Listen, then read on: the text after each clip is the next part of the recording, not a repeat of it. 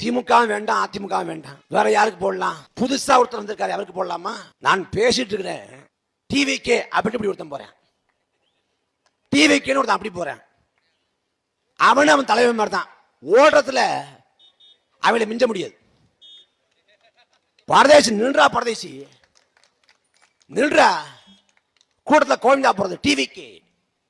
ஜல்லிக்கட்டுல காளையை பிடிக்க போறாங்க. நீ காளையை பிடிக்கணும், இல்ல இந்த காளைய ஒரு ஆளை முட்டை போகுதா, ஆளையாவது பிடிக்கணும்.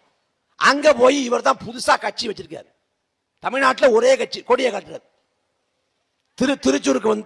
திருச்செந்தூருக்கு முருகனை வழிபாடு செய்ய போறேன், அங்க போய் டிவிக்கு.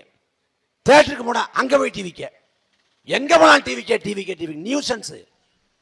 மனித ஜென்மத்தை சேர்க்க முடியாது.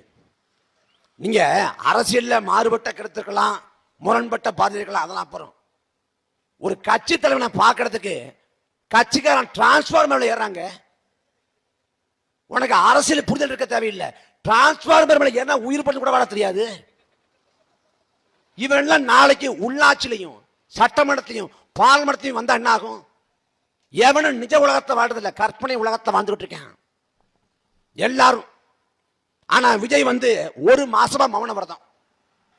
ஒரு மாசமா வாயே திறக்கல.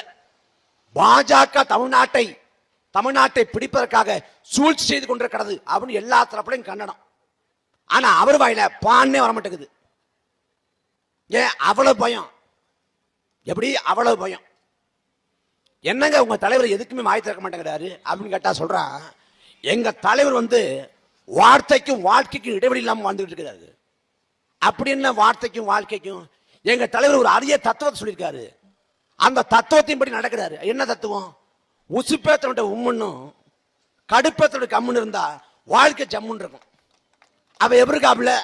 ஒன்னு உம்முன்னு இருக்காது, ஒன்னு கம்முன்னு இருக்காது. அதனால வாழ்க்கை ஜம்முன்னு இருக்கு. ஆனா நம்பி போறவன் அடுத்து வந்துட்டேன்.